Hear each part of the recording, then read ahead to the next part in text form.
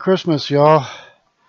This time around, I'm going to go through assembling, staining, and clear coating a Gunrack gift for my son here. The youngest son I gave the Optimus to last April. It's all solid oak, and here's the unfinished parts. Came in a triangular shaped Pony Express box. And you basically screw it together, and it's got the little dowel rod buttons that you tap in there to cover up the screws, both in this little bag here that were inside that blue plastic, exactly the same as amulets and such in the wrappings of an Egyptian mummy.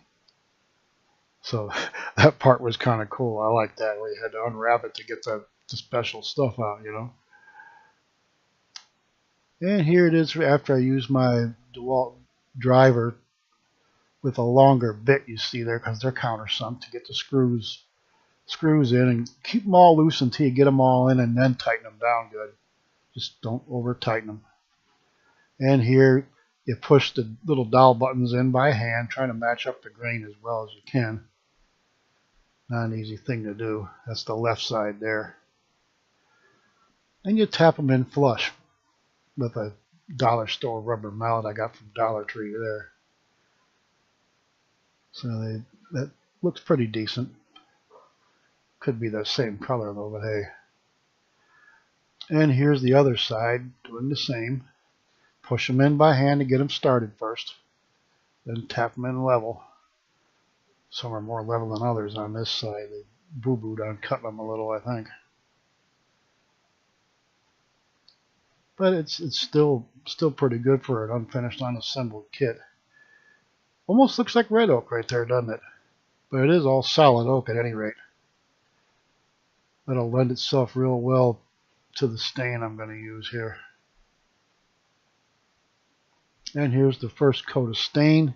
The same Minwax number 231 gun stock that I use on my rifles, and it'll get the same True Oil on top of that as well.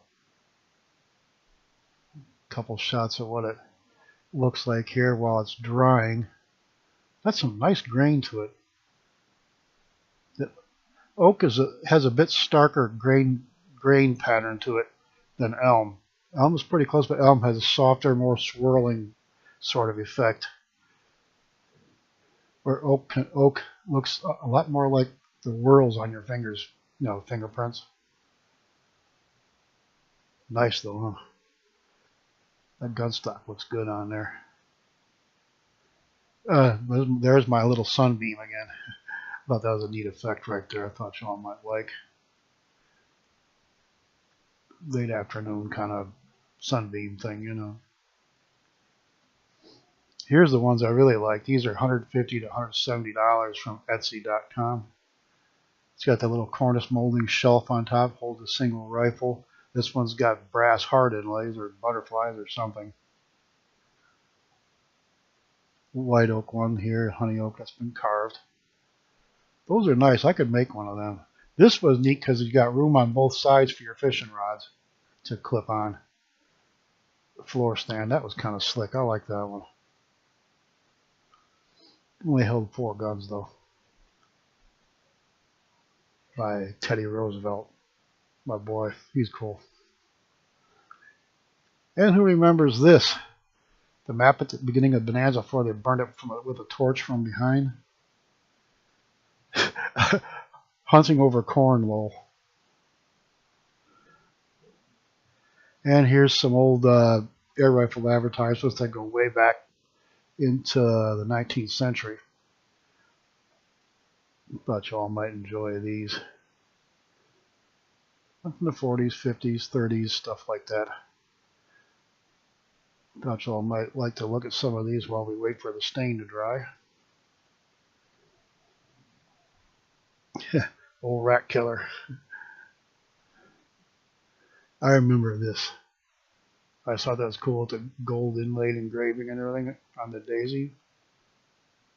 And here's the Crossman XL series right here. You can tell by the receiver.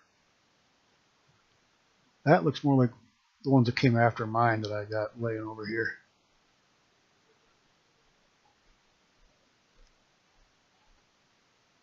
Birmingham Small Arms. That's what the BSA stands for.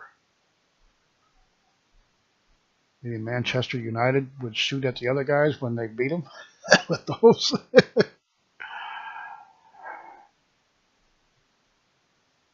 This was just some really neat old ads to look at and read, you know, the quaint things to come up with to make you understand that this was the manly thing for your man-child, you know.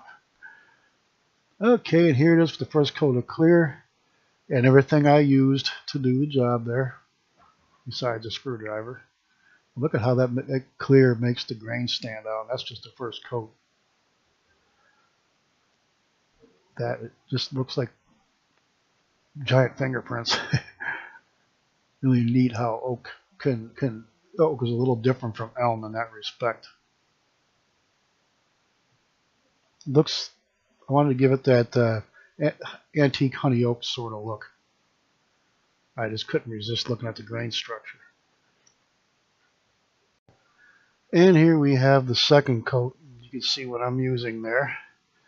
It's evened out on the tone, and the colors are getting more even between what would be streaky parts and stuff due to the color of the true oil. It's starting to build up a little bit of shine too, as you can see. But it's really getting a really nice antique honey oak sort of overall tone to it. Looks lighter in some of the pictures because of the flash, by the way. This is more natural here. It's looking really good for 2 coats. And here we are getting ready to do coat number 3 of the true oil. The bottle goes a long way. That's really amazing.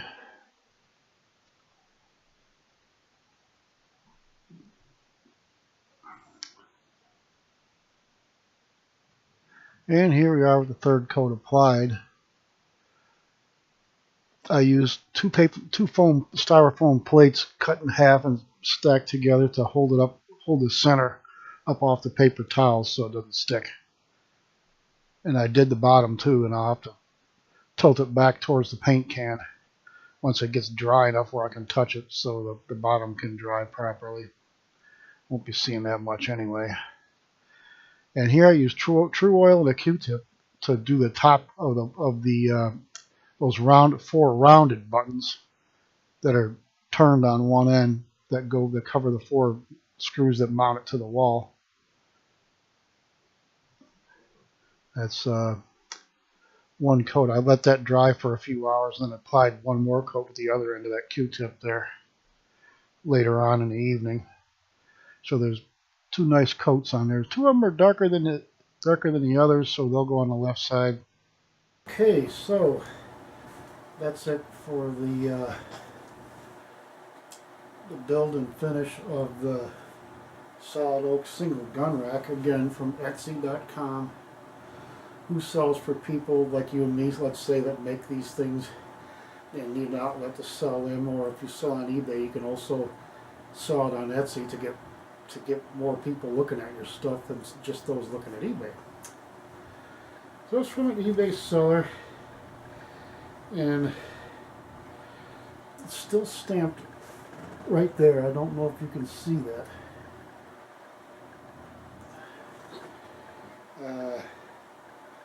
Gunracks for less, made in USA.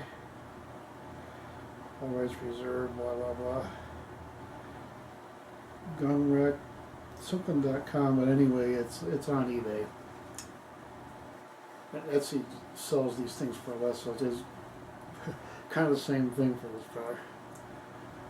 Here's the right side. It's shallower right here because the barrel goes there. You see it's a little deeper right there because that's where the pistol grip part of the buttstock goes in front right here. And it's got better grain structure on that end versus this end. But right across the front it looks like the Jolly Green Giant's thumbprint or something. That's kind of cool. And again, there's the back. And just like on both sides here and here, on these four you've got four of these buttons. I got two of them that are kind of dark and two that are kind of light, so the dark ones will go on this side where the grain is bigger and denser. You can see that. I didn't put stain on these, but I did put 2 coats of True Oil on it to shine them up. So it would provide a contrast that would more closely match the color of the grain than the overall tone. So it'll belong there, but it's a contrast, a more natural contrast from my point of view. I've been doing this since like 8th grade, I think. And this spring I'll be 62, so you can do the math. But I hope the format of this video help you all out a little bit to kind of see things a little more and what I used, how I did it, and everything. If not, let me know in the comments below. And don't forget to like and subscribe. YouTubers live and die by those 2 things. So, Merry Christmas, Happy New Year, and New Deer. For those of you that gotta wait till gun season, like in Ohio, till the first couple of days of January. And good Lord willing, the creeks don't rise. We'll see you again.